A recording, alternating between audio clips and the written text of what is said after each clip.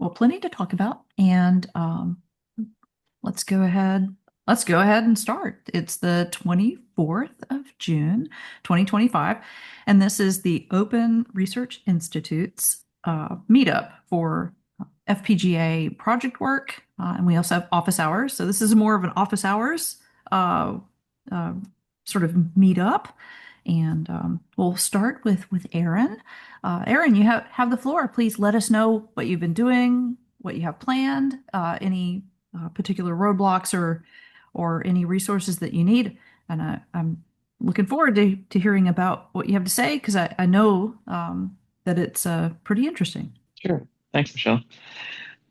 So what I've been working on is getting up my personal test environment on testing the DVB-S2 encoder implementation by F5 OEO Ever East. I've I've completed it. I think I've got a solid little environment set up, and I've documented how to replicate it, which basically is the analog device's PlutoSDR running Evereast firmware with the ORI DVB-S2 encoder embedded in it. And I had wanted to see exactly how we get data to flow through the system and a complete end-to-end demonstration of I used video data, just regular MPEG transport stream video, and just as an initial baseline type of data, and use FFmpeg to convert that into transport stream. So take a regular MP4 file, get it into transport, and then sent it over UDP to the broadcast channel on the PlutoSDR, which then it gets taken, and then within the ORI encoder generates the DVB-S2, the QPSK is the mode I set it, and then it goes to the transceiver and over to the RF, and then from RF over coaxial connected to the PicoTuner from the British Amateur Television Club that I built. Received there, demodulated, decoded, and then back to the computer so that I can display video. It's it's just a stepping stone of and proving what I mean. It's already been proven that the encoder works and it's functional. But the next step that I want to take is to port that from the PlutoSDR onto another platform.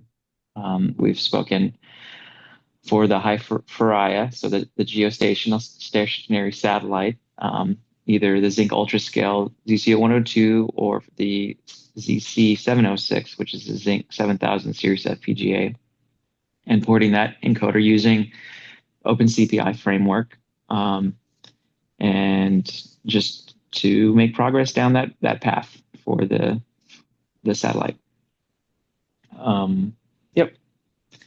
So that's what I plan on doing next. Is now that I have a solid baseline and a test environment that I'm confident that the overall system is working, then trying to take that and achieve that on another platform, a more representative platform of what the satellite will be.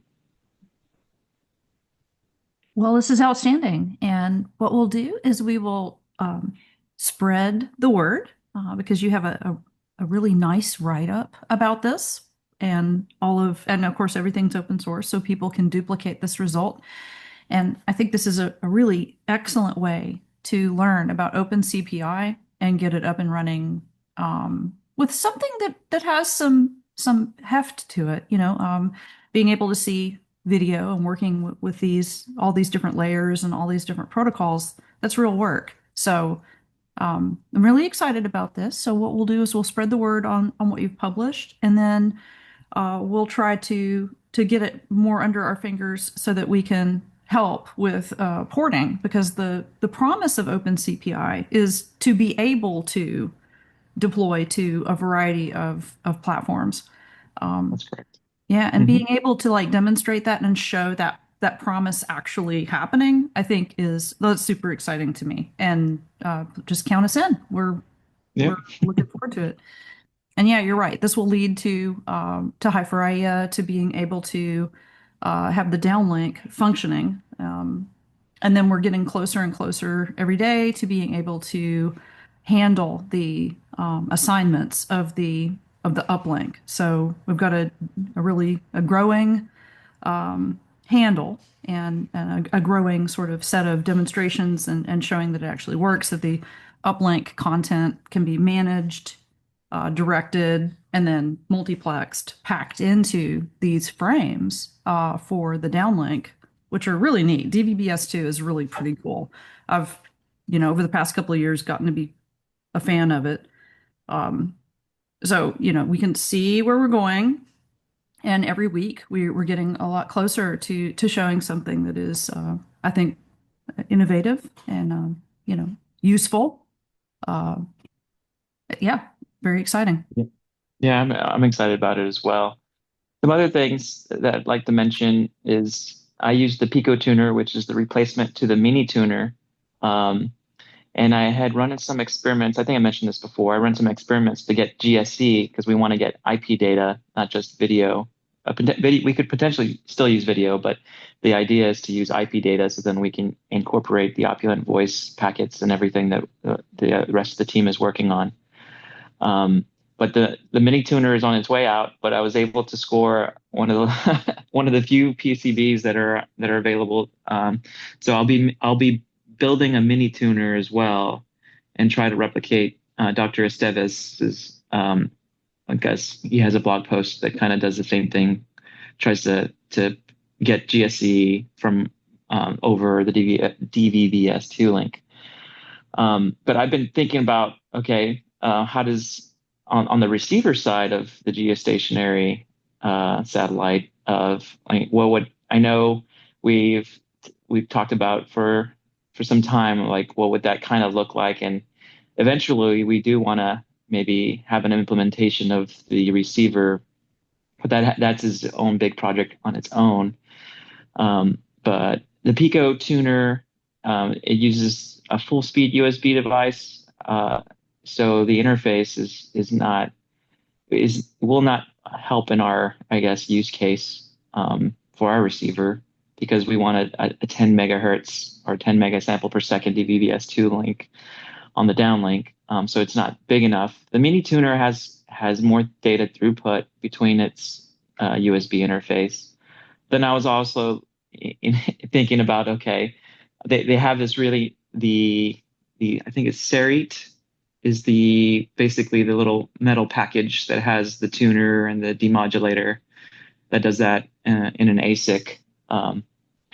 Have that either also yes made another PCB with it and either in a PMOD interface or some other interface to interface it to an FPGA so that we can get the higher data throughput that we need for our case. The other disadvantage of the Pico, not only throughput, is that out of the box, I tried it both USB and Ethernet. I guess the way that they frame the USB packets that contain the transport stream packets don't align well with the GSC packets, though,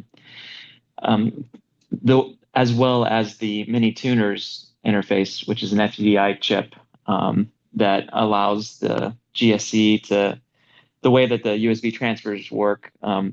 I guess it kind of worked out where the buffers are big enough to hold the right amount of data for the GSC packets to flow freely and uninterrupted. So maybe in the future, incorporating this custom PCB and FPGA that can handle the receiver side as well has kind of I've been toying around with, and we'll see with time allowing. But as you probably have learned that I kind of not so much scatterbrain, but thinking of what's next and how we can get this project to fruition. Some of the ideas I've had. Oh, very good. Far from scatterbrained. Yeah. Far from scatterbrained. No, first I'll just in case folks are following along, there are these protocols that we're talking about. So MPEG is the essentially sort of the delivery protocol for most of DVB-S2 transmissions. And this was intended for, as the V kind of indicates in the DVB, it's a digital video broadcast. And so if you can imagine, uh, video, if you get satellite TV, then you have all these channels delivered over something like DVB, S or S2 downlink, and MPEG is the layer that's data link layer that's kind of delivering it all. So what GSE is, the generic stream encapsulation, this is a swap for MPEG. MPEG is tuned and designed for delivering video in a sort of a one-way direction to a subscriber, a consumer, somebody watching TV. And so it's made a lot of decisions in the protocol. There's a lot of overhead in there that if you want to do general communications, digital communications, if you want to use all of this cool stuff in DVB-S2, MPEG has some baggage. So if you're going to slot in MPEG under, with DVB-S2, well, so what you can do is you can say, okay, I'm not going to use MPEG. I'm going to use GSE. Now this means you have to do more work. We all have to kind of do more work, and we have. And so the decision to kind of swap in GSE is a good one for us. Um, so when we talk about these sorts of transmissions and protocols and communications setups, we're not adding GSE to MPEG. We're replacing MPEG with GSE, the generic stream encapsulation. And yes, another layer. So yes, when Aaron is talking about, like the payloads and the packets and everything, yeah, there's some hardware and software decisions that various devices have made where it might not be the most comfortable fit. So it's extremely observant and positive to start looking at these things and picking out which ones work, which ones don't, what we need to do in order to enable really good throughput communications that do not have lots of extra swippy swappy things or, premature optimizations or busting up packets and then, putting them back together, those sorts of things. So this is all modern digital communications concerns, and we're going to be looking at it and paying attention. So just so folks following along, GSE, generic stream encapsulation, will replace MPEG in our particular downlink, design. So DVB-S2 downlink with GSE is the goal. And we do get back a fair percentage. It's a pretty significant thing that so we don't have to worry about some of this overhead from MPEG that we don't need because we're not a broadcaster. And GSE has some really cool features in it that some of the hardware that we've used in the lab, like the SR1, didn't really fully take advantage of and used a little bit of the potential of GSE. So plenty of things to do. And then I'll defer to Paul on anything that you might want to follow up. I think we're familiar with the mini tuner. It's really neat that you got a late breaking PCB. That's cool. That's a good solid thing. But if Well, Paul, I had originally ordered one a couple months ago, but then they sent me a PicoTuner in its place, and I was like, oh man, I really wanted the mini tuner. So I sent them a message and said, please include the right one because I want to build one. oh, cool. So now you have both. Well, I've ordered one, but I haven't received both. So, Gotcha. but Okay. the idea would I would eventually have both. Yeah. Even better. Okay, yeah. Paul, do you got anything to add? There's plenty here that you've looked at or might have something to say about. Nothing comes to mind at the moment. Good work getting stuff Thanks. dug out of the archive and working again. Yeah, it's always a Yep. challenge. Cool. Outstanding. Yeah, do you need anything from us, Aaron, or good so far? No, I'm good. Thank you. All right, right on. That's fantastic. All right, so I'll hand it over to Paul for any sort of remote labs update or anything that you need or have in mind or want us to know about. Okay. Nothing to say about the remote lab. It's hanging in there. I don't think anything new has happened in the last couple of weeks.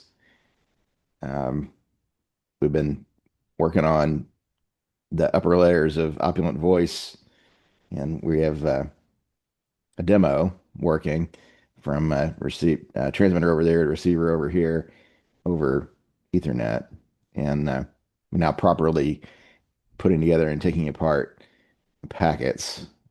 More work, just lots more work is yet to be done on that. I'm also working on a Wireshark dissector to take those packets apart. I've got a very preliminary one that only takes apart the frame headers. I'm still learning about how to build Wireshark dissectors. So uh, one that actually dissects the internal protocols to get the payload out is still in the future. I think that's Yeah, about all I have here. you've explored the two major ways that Wireshark has you um, code up dissectors, with Lua being one of them, and then C++ being the other. Um, any any feelings or conclusions about the two different approaches? Well, it turns out there are actually three different approaches. Um, you can also do a declarative um,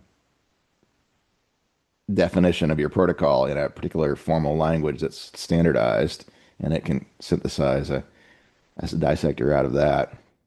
Like custom to Wireshark? No, it's a standard protocol or standard notation in the industry, not Wireshark specific. Oh, like UML or something like that? It's like ASN.1 or something Oh, that wow. sounds like that anyway. I didn't pay much attention to it because it's probably not applicable to us, and it's also not the best way to write a dissector. Between Lua and the C++ approaches, the Lua is easier to get started with, much less barrier to entry. And if your dissector is simple and easy, or if you're a Lua expert, um, then you could probably get through that much quicker. I know more about C than I do about Lua by a lot, and it seems straightforward enough to me. And the documentation for it is well baked. In fact, there are really zero complete walkthroughs for Lua that I could find. I found three or four different ones for C, and they're all different. So that's a different kind of documentation hurdle to overcome. But a lot of the information is there, and there's lots and lots of examples in the Wireshark source code, because, of course, all open source, so everything that's already dissected in there is available for me to study if I need to. Oh, very good. Maybe we could do a video just on the dissector when it's ready for a draft to be presented. I think we probably could do that. Yeah, I think that'd be fun, especially if there's not like friendly and accessible walkthroughs, then might be a good thing to do. I think we have just enough complexity in our protocol to for it to be useful for folks that we're trying to do this. Yeah, we've made some assumptions in our protocol that are not usually the case on the internet. In particular, because we're just a link level uh, radio connection, we're assuming that everything is delivered in order or not at all, and that delivery is reliable enough that you can just ignore lost packets. And then in the worst case, you lose the higher layer packet and it just never gets through. That's that's a little bit on the primitive side. Usually, uh, when you're going to be taking apart and reassembling packets, you have a more reliable transport. So we might want to consider changing our encapsulation transport over the LAN here. But even if we don't, um, it should work fine. I just have to write the dissector in such a way that it makes the same set of assumptions that we've made uh, in designing the protocol. Okay, that makes sense. That's I'm looking forward to talking more about this and seeing how it evolves. I think the big strides over the past couple of weeks, well, now more like a month, have been to take what we designed and what we've been talking about and simulating and actually getting it working. And as previously reported, there's been some changes that have come about, and I fully expect that we'll have to make more. But it's, I think one of the best things is to see something working. I'm going to put over the air in air quotes because this is over a LAN. This is all still internet connections that we're talking about. But so far, so good. It's moving forward rapidly, and it's going to be something that we will have a chance to demonstrate to some pretty large audiences later this summer. And so that's what I have a little bit to talk about and present today. AMSAT-DL, or the AMSAT Germany, amateur satellite is what AMSAT stands for. And the amateur radio satellite service, the German organization, and ESA, or the European Space Agency. So they have now a formal relationship. The ESA has put out 2 years ago a proposal for amateur geostationary or geosynchronous satellite payloads. And so they solicited opinions, designs. They wanted to help build the community because they saw the success of the QO100 payload from AMSAT-DL that's with the SHL-SAT-2, the GEO spacecraft. And so there's a 2.4 gigahertz up and 10 gigahertz down transponder. So this was made by Mitsubishi. This was specified by AMSAT-DL. It serves Europe and the Middle East. Big success. So ESA went, wow, there's so much happening in amateur satellite. We would like to talk more about the next GEO payload. And so we made ourselves available to anybody that would listen and sent out what we were doing. And we've worked with AMSAT-DL, informally for a while. And we were a couple of weeks ago invited to present, invited to give feedback and to participate in this process. So this is an ESA grant, and AMSAT-DL has been charged with executing a big chunk of this grant. And we've been invited to kind of weigh in and to participate. So this is a huge opportunity. There's a lot of positive overlap, synergies, good experiences, and there's a lot that we already agree on, which is, delightful. So what I have here on the screen is the answer to the solicitation. So I'm just going to walk through this pretty quickly and show you sort of where our heads are at. So they want to know to confirm our interest by the 30th of June, which we will. They want a short draft proposal, a maximum of 2 pages. This is our proposal is right now 4 pages, and we're trying to reduce it. So thank you in advance to Steve Conklin for helping get that down, slim it up a little bit. Want to know about the potential contribution to the future GEO project, which is what the ESA has called it, lessons learned from previous missions, and ideas for specific payload elements, experiments, technologies, or educational outreach. So that short draft proposal up there, that's a separate document, but they also included a questionnaire that went into a lot more detail. Some of the other things here are, do you want to be involved in the upcoming workshop? It's the 19th through the 21st of September. Bochum Observatory. Bochum is a city in Germany. The observatory is a really neat site that has the Bochum dish, the big dish for citizen science and amateur radio. Bochumer Weltraumtage means literally the space days of Bochum. So that is a meetup. AMSAT-DL Symposium is the big annual event from AMSAT-DL. So we've been invited to present in this symposium, which is cool. And I've indicated that, yes, somebody will be there in person. Yes, we are interested in giving a presentation and contributing to technical discussions for a future GEO amateur payload. Big opportunity. They have an online forum. We said yes, gave them contact details. And then they asked for organizational overview. So we explained what we do and that we do technical and regulatory work. Probably the biggest contribution and the first major contribution was to make sure that communication satellite work done in the public domain was free of ITAR and EAR. We have all of our stuff posted there. Our primary areas of expertise, which we decided we're going to pick digital communications protocol development, modem architecture, open source hardware, software integration, microwave systems, and educational technology transfer. So we went into a little bit of detail, just a couple of sentences each. They wanted to know, a questionnaire was about previous work experience. And so we have a lot of technical volunteers at ORI, dozens. And I went ahead and looked, took a kind of a hard look at it, and went ahead and kind of like described what various sort of regular people that contribute do to give a fair accounting of what, as an organization, we were capable of to the ESA. They wanted to know what resources and capabilities we can provide. So we do have laboratories and test facilities. Remote labs is where we do the vast majority of our work. We do have access to, they were specifically interested in environmental test facilities, ground stations, hardware, software development tools. The environmental testing facilities and ground stations, those, we can give a little bit of an update there. Our hardware and software development tools are clear. We've got plenty and use them.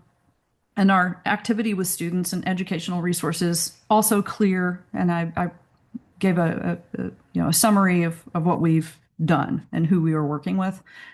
I defined our legal status and public presence. We emphasized our transparency, our ethical operation. This is a safe place to volunteer with a code of conduct and developer and participant policies that clearly communicate what we're about. Summarized all our public presence. The fifth item was they wanted to know what space agency collaboration experience we had. So I summarized everything that I could find. And then I did have to note, because we've not previously worked directly with ESA, but we do have a lot of technical volunteers in Europe. And I have actually communicated with Frank Zeppenfeld at ESA and helped him out with several things. So we do have some informal links to ESA, and they know about us and have mentioned us on slides in the past. So we're not coming out of nowhere, in representing ourselves. Then probably the kind of the most important thing for us to answer well is the technical, educational, and scientific goals for future GEO. We do have some goals. There's things that we definitely believe. There's lots that we can compromise on and accommodate and work out, but there's things that we absolutely believe should be happening for amateur radio satellite. And so we talk about this. We highlight opulent voice and try to explain why it stands out, why it's different. And then we do emphasize like our idea about the downlink, ground segment democratization. We have seen a huge success with SatNogs in a distributed ground station model.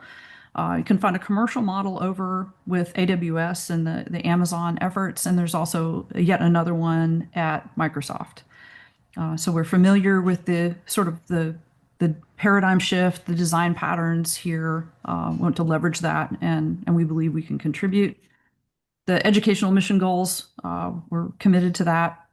We believe absolutely that you should be able to have personal and professional development through involvement in open source, that this rising tide lifts all boats, and that we fully believe in that sort of thing.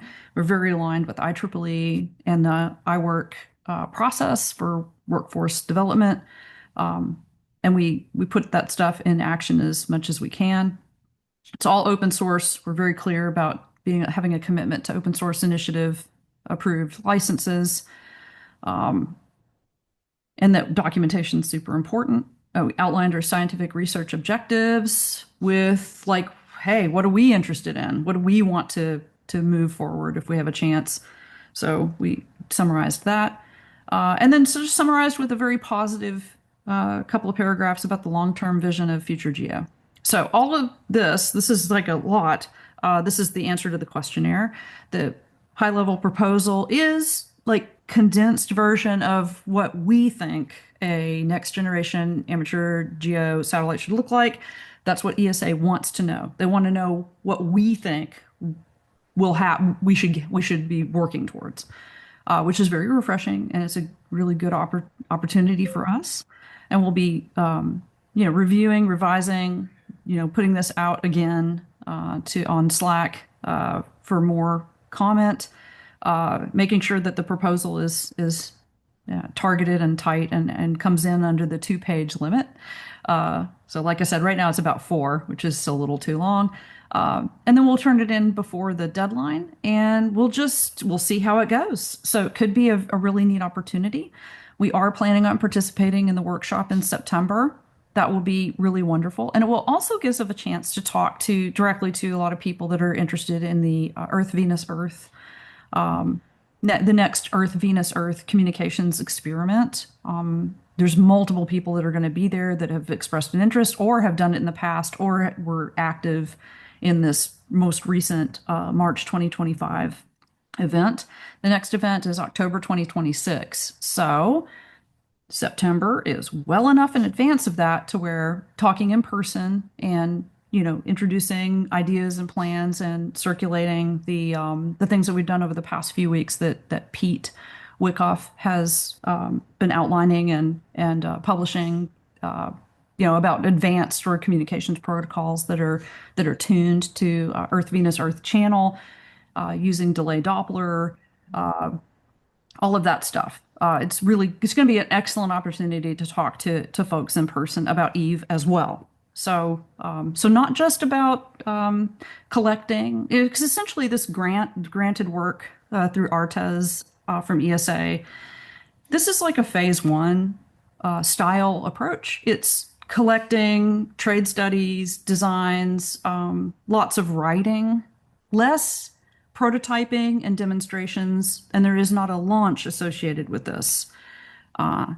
So we're not talking about designing for a particular launch opportunity yet. This is sorting through all of the things. I think it's pretty clear that ESA would like a particular to settle on or get some consensus. This is the process that kind of brings us to the consensus. And then I expect that there will be a launch opportunity probably through ESA at some point, maybe multiple ones. And it's not just geo. They are interested in high Earth orbit, highly elliptical orbits. Those would be, I think, probably preferable because it's much less expensive and it gives you global, lots of DX opportunities. 3 highly elliptical orbit satellites with global coverage. That's what we talked about with the FCC 2 years ago. And that is essentially, one of the high Freya sort of mission designs. Okay, so that should, I think that covers everything that has been going on over the past few weeks. We just would like to thank AMSAT-DL for including us and making it possible for us to participate and giving us space to present to this particular community. It's been a fantastic experience, very positive. We're very much looking forward to bringing all of what we do to the ESA in a more formal setting than we have in the past. And also looking forward to moving EVE for October 2026 forward as well. All right, first of all, is there any questions about any of this? I know this is zooming through it kind of fast, but I'd like to answer any questions about this. And I'd also like to take input from you all about what to highlight or what to include or things that should absolutely be emphasized. So floor is open.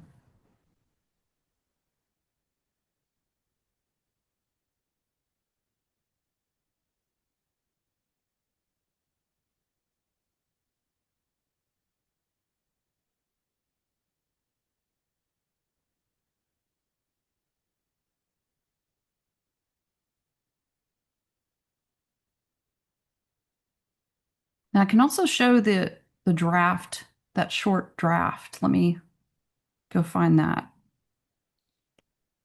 This one's not quite done yet, but it might be worth showing.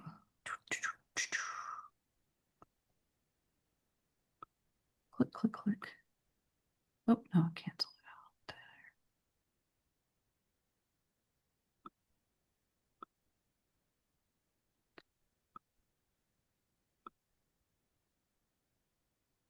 Okay, there we go. I will share. I'll show you what it looks like.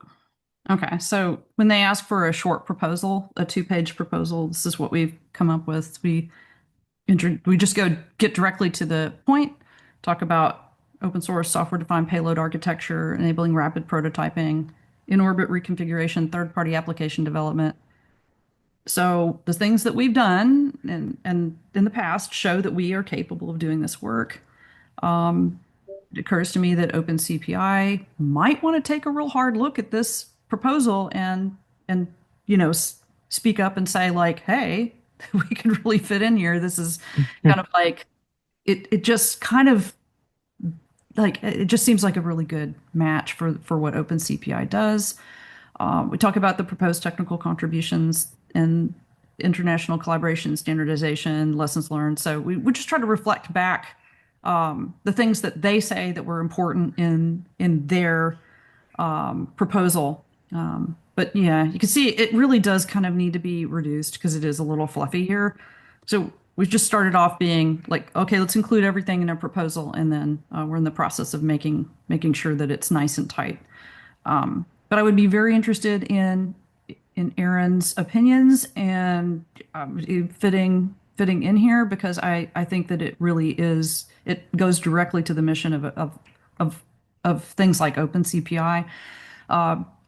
Also, GNU Radio has been mentioned as a possible way to do this, but you know when you look at GNU Radio as a prototyping tool and you look at OpenCPI, you can sort of see that OpenCPI is closer to the real Hardware. answer. Yeah, it's Yeah. closer to hardware and it's also closer to answering the specific things in the proposal, which is to provide functionality on a variety of, with a variety of things to be able to do essentially hot swapping in space.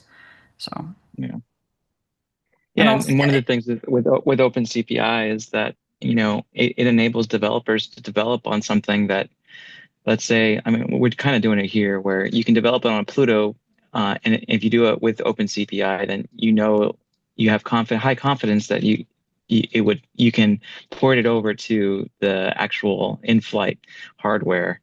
So it kind of gives a platform for developers to get their functionality either tested and working, and then you can then port it over to the actual one, because usually the actual one is you only build one or two of them and they're really expensive. And that's something else that OpenCPI can provide. I think this is a great opportunity, and excited about it.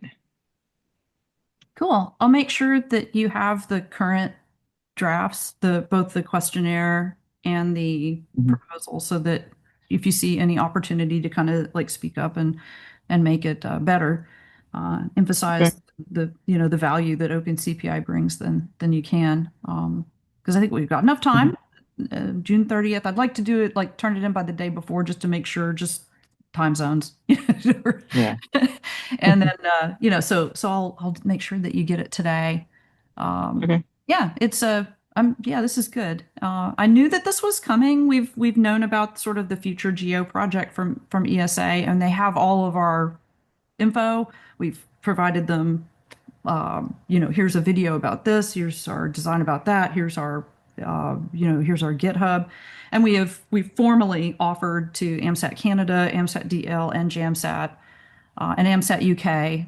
We answered the questions and provided lots of feedback for their particular packages that they all turned in to ESA 18 months, 2 years ago. But we haven't heard anything since then. So this was sort of like news. It was like, okay, well, we have picked a partner and the grant is moving forward. So funding will go to AMSAT-DL and they're expected. There was a statement of work, and the statement of work is almost what we got as a questionnaire is almost directly from that statement of work from ESA. So things are moving forward, and we're welcome to participate. So yes, this is good news. And it's good that we got since we knew about it 2 years ago, a lot of the things that we've done, sort of gave us even more confidence that we're on the right track, that this is desirable stuff, that it's good for education, good for people, good for open source, good for amateur radio. So hopefully I don't know how long it will take after June 30th to get feedback on the feedback, but we do have a spot in the symposium to present. And then I'll just work with Peter Goltzo at AMSAT-DL about what exactly do you want to hear, and we'll just keep updating it. Hopefully, we can bring a number of people. It's just going to be a really nice event, and since you're already overseas, it opens up the possibility for being able to visit other folks. I'm definitely looking forward to it, and we'll be able to turn in a good solid proposal to him. So I'll make sure that I'll distribute it again, especially to you, Aaron, and please chime in with anything that you think you might want to contribute. Okay. Cool. Oh, hello, Thomas. Hi, Thomas. Hey, you have the floor if you'd like it. Hello. Sorry, I'm a bit late. Thanks for the opportunity, but I have nothing to share. I was interested in the discussion, and I will definitely be at the AMSAT meeting as well, by the way. Oh, good. I was going to ask because I was hoping that you would, and kind of figured that you would, and it would be really nice to meet you in person. So very much looking forward to that. Yeah, I think I mentioned just a few minutes ago about the work on trying to design uh, a communications a set of communications to define let's say, a protocol from Pete Wyckoff's work, and that there's been some movement forward and some learning and some realization of the limitations and the effects of the channel and all. So I think we're making good progress there. No silver bullets, as we say. There's not anything magical about delay Doppler channels that will like cut through, but you can get under some circumstances, under some channel conditions, you can get more power out of it than we do now with say OFDM. But we'll be coming out. It sounds like Pete's finishing up his part 2 of his series for this particular type of communications for EVE. We'll be publishing that pretty soon, probably within the next week or so.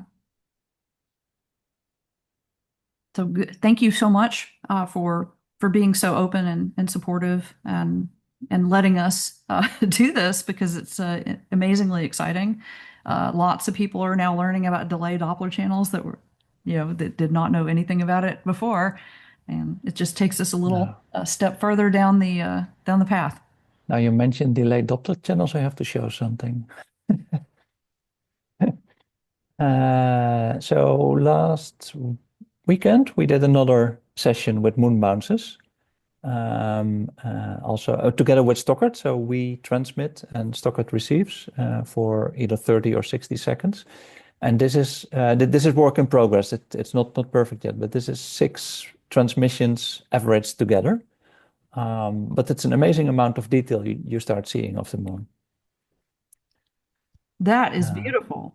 And this is a pure delay Doppler plot. So it still needs to be mapped on an actual map of the moon, of course. This is it gives you the impression it's an image, but it isn't. It's simply stretching the axis in such a way that it looks round, which is a bit deceiving, I must admit.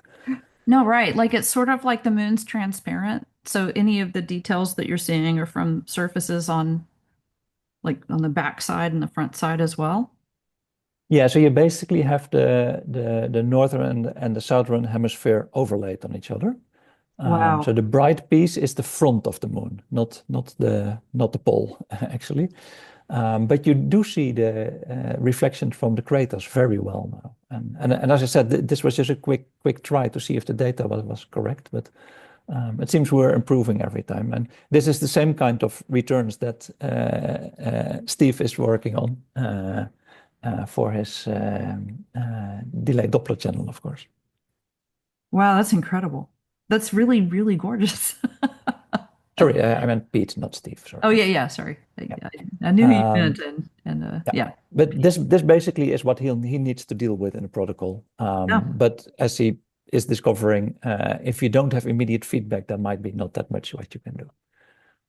But that's an interesting lesson in itself. Yeah, because the moon's so much closer. That's kind of the key here is that you can get sort of feedback on the channel and I guess in a sense close the loop and you have more information about the way the channel changes. With Venus being so far away, you can't rely on that. And we're Yeah, used to doing channel sounding in 5G and OFDM, like putting in little pilot tones to do the channel sounding in terrestrial communications, and then you have all sorts of knowledge about the channel, and you can do very subtle things that really maximize your throughput, maximize the power return. So, when we're talking about these distances, it seems to be the biggest challenge is, that you don't know. It's 4 minutes there, right?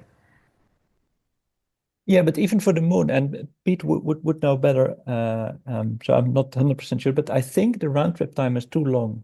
The channel is changing at a much shorter time frame than the round trip time. Oh, so even for the moon, it's I think it is, but that would be a question for Pete. okay. Yeah, I'm pretty sure he's going to address that in his next article. So, yeah, very exciting. This is really cool. All right, anything else, Thomas? No, not really. Thank you. Okay, very good. And Rick, your greetings, Rick. Rick's a board member of Deep Space Exploration Society. So, got anything for us from DSES or Eve work, or so I know that Alex is moving forward with characterizing the dish with photogrammetry and all that. I think he was talking about scheduling a weekend work for that to get the RMS surface of the dish defined so that we can get a better system temperature and all that. So if you have anything related to the dish work or anything else, you have the floor.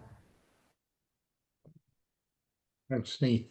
The as far as AMSAT-DL is concerned, you might drop my name over there. As past president of AMSAT-NA, I spent a lot of time at AMSAT-DL facilities, and we had a very good working relationship. In terms of DSES, we have a team down there today, yesterday and today. We are anticipating the imminent arrival of fiber optics to our site. The service provider's contract supervisor was on site this morning, and they're trenching about, I don't know, 3 miles of fiber optics to get it to our site. No cost to us as far as I'm aware. We're also moving our local area network around to minimize the number of switches and other devices, and we're going to be the service provider that's putting in the fiber optics has agreed to let us use his trench to add our own fiber optics from the bunker to the new building, which is about 700 feet, and so we're making radical changes down there to the networking capabilities, increasing fiber optics, reducing switches that are noise sources. So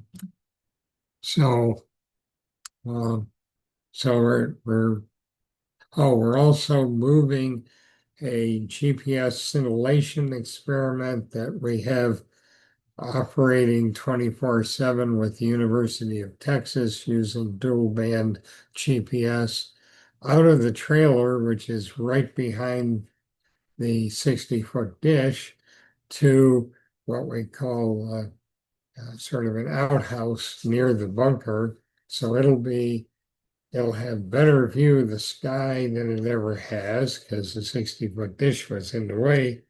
but it'll also reduce another noise source, potential noise source, because it has a Raspberry Pi and an internet connection and all that stuff. So we're moving it to connect into the bunker, which moves it 700 feet away from all of our pulsar and EVE work. So a great deal of efforts going on today. As far as the dish surface measurements, that's on the to be done list, but right now we're pretty busy with other things. And I've been working from home to be sure that all our networking is still up and running. So I think that's it. We're pretty busy. Yeah, that's a pretty big infrastructure improvement. Oh yeah. And oh, by the way, we had a couple of meetings and we put out some interesting reports. One of the key things is once the fiber optics is installed, we will begin operating the dish 24/7.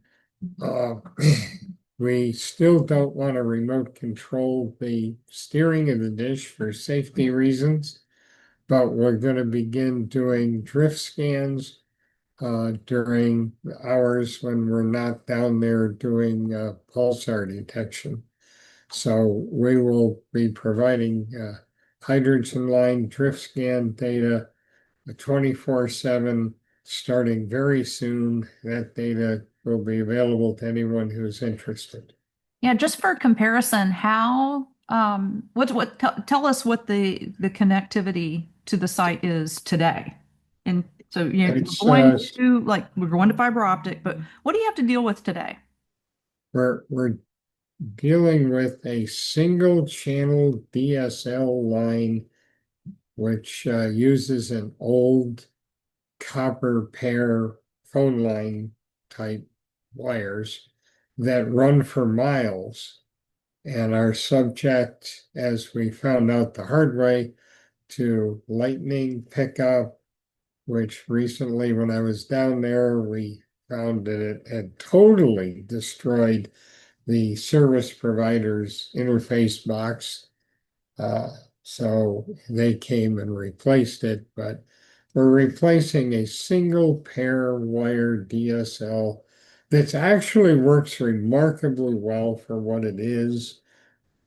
We do get megabits per second, but certainly not gigabits. And it's subject to lightning. We get some very, very bad weather out that way at times. So this will be very good. We're replacing all the long runs of cable with fiber. That should help a lot with our lightning problems. Yeah, outstanding. And I'm just to be clear, this particular installation of fiber is this underground. It's not pole, right? Oh no, it's as a matter of fact, everything now is underground. We had I don't remember how long ago, a year ago, I guess, we paid to have the power changed. That was coming into a pole at the entrance to the property, which is probably 1,000 feet from the new building. And on the pole was your basic 220 transformer. And those wires had for 50 years been running underground. And by the time they got to our building, they weren't 220 volts anymore. We had that replaced by bringing in the high voltage, which I don't know for sure. It's around 7,000 volts or so. Brought in a brand new high voltage line, put a transformer in the ground just outside the building to get us our 220 for the site.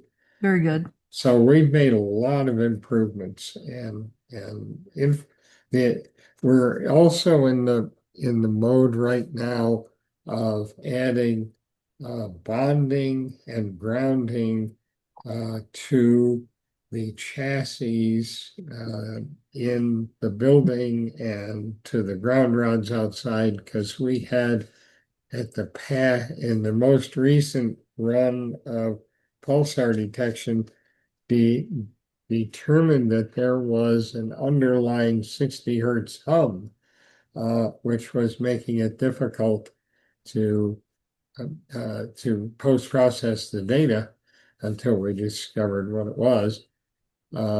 And so we've initiated the effort to get the grounding and bonding system installed. And some of that, I think, is going on this week. I'm not sure how much, because there's so many things. They're also trying to put up the two 40-foot towers that are in the corners of the building, which will support some more antennas. They got so much to do this weekend, or this couple of days, and then starting tomorrow, it's going to thunderstorms and rain the rest of the week. So we get done as much as we can get done in 2 days down there with a team of people. Oh, very good. Now it sounds good things are happening, and it's a big step up what you're talking about in terms of connectivity and There's one quality of other the thing. There's one other thing that has happened that we don't know what to make of it, but it is what it is. Dan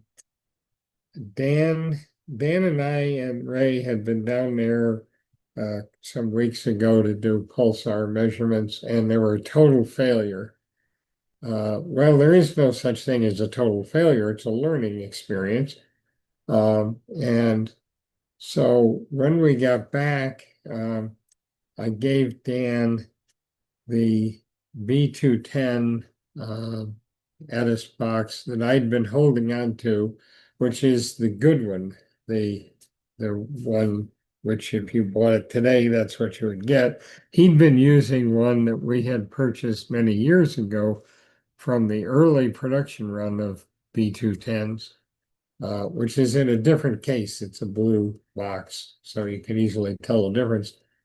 And he determined that the blue box was no longer working properly, that in fact the white box, the newer B210, was 10 dB better performance on the tests that he was running. So then I gave him another B210 that I had purchased from China, knockoff, that is available from HamGeek for $700. And I gave him one of those to test. And that tested almost perfectly as good as the $2,500 Edis box until he got to some noise testing, in which case it fell apart terribly.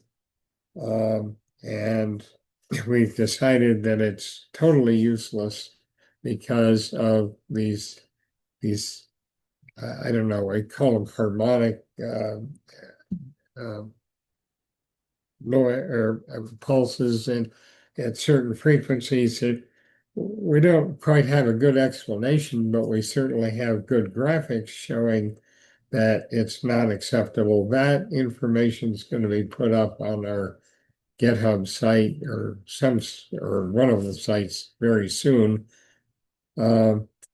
So that was a bit of a disappointment. We were hoping that you could buy $700 B210s instead of the $2,500 ones, and the answer is not for really critical applications. Yeah, I guess it just depends. If you care about something like THD, then yeah, it's you got to look at the report to see just what it is. For most applications, I think they're just fine. yeah. But we want absolute perfection when we're looking at EVE and pulsars and magnetars and such things. Well, yeah, the National Instruments gear is these are lab queens. They're really good. Yeah, so Wait, I might buy another one so that we have two good ones. I haven't you decided. want to because of if it's for DSES and because it's a 501(c)(3) and because it's citizen science and educational, you may want to reach out to National Instruments and ask them if they can help you out. That's an interesting idea. I hadn't thought of that. I was just going to buy it myself and loan it to DSES Well, because, yeah, it's an option, and then you control it and you've loaned it. But well, on it behalf of turns out DSES, there's, you should definitely reach out and explain what you're doing, and say that you would like to conserve the funds of the nonprofit, and they're committed to supporting educational missions and have helped lots of other organizations. So I think that you should reach out and see if they'll help you out. I'm glad you mentioned that because that hadn't even occurred to me. But I will do that, yes, before I go just dumping money into it. But yeah, because it's a chunk of change, right? Yeah, well, it's real money, Yeah, it is. Maybe And not for a really big business or a huge institution, but for us, it's a big investment. So yeah, give it a shot. I think that you will get I think that you'll get a good outcome. You know, yeah, you'll get a good outcome. All right. Anything else, Rick? I should apologize to Thomas because I haven't followed up on the work I was going to be doing or proposing to do with him in preparation for the next EVE with some moon bounce experiments and also uh, building the software the way he uses it. Uh, uh, Dan Dan prefers a different technique, so I was going to try to get both techniques running at the same time, and that's sort of where I got wrapped up in these B210s. Oh well, uh, I got sidetracked in the process of getting there, but we'll get there. No problem. We have plenty of time before the next EV.